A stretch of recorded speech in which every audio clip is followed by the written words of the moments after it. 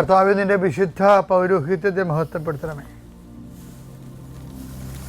കർത്താവേ, സഭയിലുള്ള സാന്നിധ്യം പ്രകടമാക്കണമേ. 39 വർഷം ഞാൻ അർപ്പിച്ച കൃപാനയുടെ യോഗ്യതയാണ്. കൃപാസ്ഥാനത്താലെ ജീവനോടെ പ്രത്യക്ഷപ്പെട്ട പരിശുദ്ധ അമ്മയുടെ മാധ്യസ്ഥത്തിലെ ഞാൻ മക്കളെ കർത്താവിൻ്റെ നാമത്തിൽ ആശീർവദിക്കുന്നു. കർത്താവേ, അന്നു വേണ്ട ആഹാരം ഇന്ന് ഞങ്ങൾക്ക് നൽകണമെന്ന് പ്രാർത്ഥിച്ചു. അവിടുന്ന് ഞങ്ങൾക്ക് ഈ ഡെയിലി ബ്രെഡ് കിട്ടുന്ന ഈശോയെ, ഇന്നത്തെ മക്കളുടെ ആവശ്യത്തിന് അങ്ങനെ പ്രത്യേക സാന്നിധ്യവും സംരക്ഷണവും നൽകണമെന്ന് പ്രാർത്ഥിക്കുന്നു. ഉച്ചമുതൽ ഉള്ളങ്കാല് വരെ കർത്താവ് നിന്നെ വിശുദ്ധമായ രക്തത്താൽ നിന്നെ സ്പർശിക്കട്ടെ.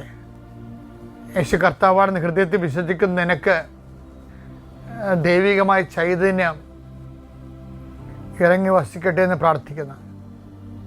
ഭക്തി നഷ്ടപ്പെട്ടവരുണ്ടാകാം, പ്രാർത്ഥന നഷ്ടപ്പെട്ടവരുണ്ടാകാം, വിശ്വാസം തണുത്തു പോയവരുണ്ട്. അവരവരെല്ലാം കർത്താവ് ശക്തി പ്രവർത്തിക്കട്ടെ. ചില വീടുകൾ ഭവനരഹിതരുണ്ടാകും, ഭവനത്തിൽ സമാധാനം ഇല്ലാത്തവരുണ്ടാകും.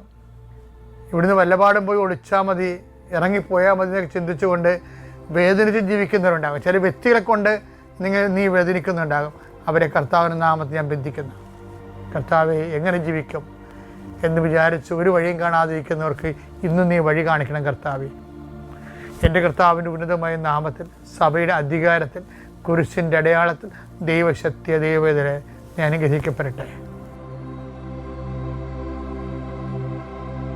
ഇപ്പം ഇന്നലെ ഞാൻ പറഞ്ഞതിൻ്റെ അർത്ഥം ഇന്ന് നമുക്ക് വേറെയാണ്. സാത്താൻ്റെ വേറെ രണ്ടാമത്തെ പ്രലോഭനം എന്താ? സാത്താൻ്റെ അത് സ്റ്റാറ്റസ് വഴിയുമായിട്ട് ബന്ധപ്പെട്ടതാണ്. പറ. ലൂക്കായുടെ സുവിശേഷം 4-5 വാക്യം.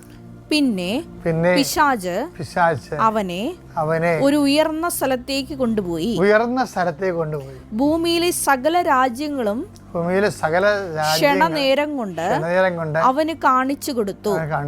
പിശാച് അവനോട് പറഞ്ഞു, ഇവയുടെ മേൽ എല്ലാ അധികാരവും മഹത്വവും നിനക്ക് ഞാൻ തരാം. നേരത്തെ അവന്റെ സ്റ്റാറ്റസ് ക്വസ്റ്റ്യൻ ചെയ്ത പിശാച് ഇപ്പോൾ അവന് പുതിയ സ്റ്റാറ്റസ് കൊടുക്കുകയാണ്. അത് സ്റ്റാറ്റസാണ്, പുതിയ സ്റ്റാറ്റസ്. എന്താ പറയണത്?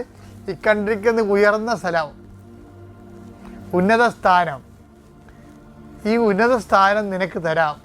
നിൻ്റെ സ്റ്റാറ്റസ് ഞാൻ അപ്ലിഫ്റ്റ് ചെയ്യാം. എന്ത് ചെയ്യണം? നീ ഇപ്പോഴത്തെ സ്റ്റാറ്റസ് മാറ്റിയിട്ട് എന്ത് ചെയ്യണം? നിൻ്റെ സ്റ്റാറ്റസ്, ഇപ്പോഴത്തെ സ്റ്റാറ്റസ് ലോഞ്ച് ചെയ്യണം. നീ എന്നെ ആരാധിച്ചാൽ ഇവയെല്ലാം നിന്റേതാകും. എനിക്കിഷ്ടമുള്ളവർക്ക് ഞാനത് കൊടുക്കുന്നു. ഇത് അന്തർസംഘർഷമാണ് ഈശോയുടെ ഉള്ളിൽ പോണ കാര്യം. ഈ സ്റ്റാറ്റസിനെ കുറിച്ച് തന്നെയാണ് 4:9. അനന്തരം പിശാച് അവനെ ജെറുസലേമിലേക്ക് കൊണ്ടുപോയി ദേവാലയ ഗോപുരത്തിന്റെ ശൃംഗത്തിൽ നിർത്തിക്കൊണ്ട് പറഞ്ഞു, നീ ദൈവപുത്രനാണെങ്കിൽ. യേശുക്രിസ്തുവിന്റെ അപ്പൊ ദൈവപുത്രനായതുകൊണ്ട് പിശാചിന് മുമ്പിൽ കുമ്പിടത്തില്ലല്ലോ. അപ്പൊ ഈശോ അത് അസർട്ടൈൻ ചെയ്യും, താൻ ദൈവപുത്രനാണെന്നുള്ളത്. ആ സ്റ്റാറ്റസ് ഹോൾഡ് ചെയ്യും. അപ്പോൾ ഉടനെ എന്താ ചെയ്യണത്? പിന്നെ ദേവാലയത്തിൻ്റെ മുകളിൽ കൊണ്ടുപോകും. എന്നിട്ട് പറയും, നീ ഇപ്പോൾ ഹോൾഡ് ചെയ്യുന്നുണ്ടോ അതിൻ്റെ സ്റ്റാറ്റസ്? എന്താ അതിൻ്റെ സ്റ്റാറ്റസ്? ദൈവപുത്രൻ. അപ്പം അതിന് എന്താ പറയണത്? നീ ദൈവപുത്രനാണെങ്കിൽ ഇവിടെ നിന്ന് താഴേക്ക് ചാടുക. നിന്നെ സംരക്ഷിക്കാൻ അവൻ ദൂതന്മാരോട് കൽപ്പിക്കുമെന്നും നിന്റെ കാൽ കല്ലിൽ തട്ടാതെ അവർ നിന്നെ കൈകളിൽ താങ്ങിക്കൊള്ളുമെന്നും എഴുതപ്പെട്ടിട്ടുണ്ടല്ലോ. യേശു പറഞ്ഞു, നിന്റെ ദൈവമായ കർത്താവിനെ പരീക്ഷിക്കരുത് എന്നും പറയപ്പെട്ടിരിക്കുന്നു. അതായത് ഓരോരോ പ്രലോഭനത്തിൻ്റെ സമയങ്ങളിൽ വന്നിട്ട് ഇതെല്ലാം നിങ്ങൾ നോക്കണം. അതായത് എനിക്ക് ദൈവമായിട്ട് സഞ്ചരിച്ചപ്പോൾ എനിക്ക് മനസ്സിലായ ഒരു സത്യം എന്താണെന്നറിയാം. ദൈവമായിട്ട് നമ്മൾക്ക് എൻഗ്രേസ്ഡ് ആകാൻ വേണ്ടി, കൃപയെ ധരിക്കാൻ വേണ്ടി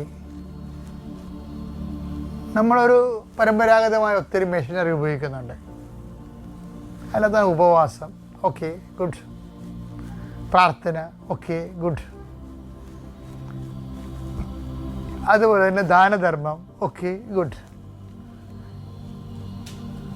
അപ്പോൾ ഈ അതുപോലെ തന്നെയാണ് വിശ്വാസ കൈമാറ്റം, ഓക്കെ ഗുഡ്. പക്ഷേ വിശ്വാസ കൈമാറ്റത്തിനും ദാനധർമ്മത്തിനും മുമ്പേ ചെയ്യേണ്ട ഒരു കാര്യം എന്താണെന്ന് വെച്ച് കഴിഞ്ഞാൽ